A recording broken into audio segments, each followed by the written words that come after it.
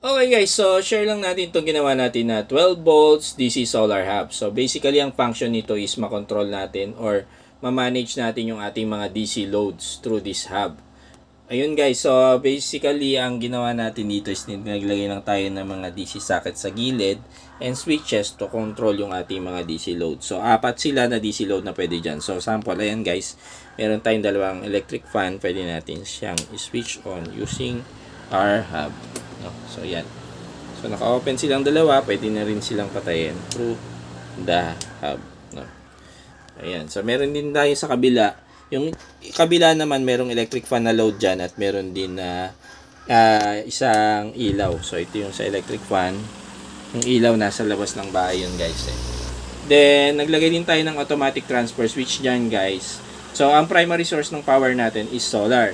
Then, ang secondary source ng power natin is through power supply.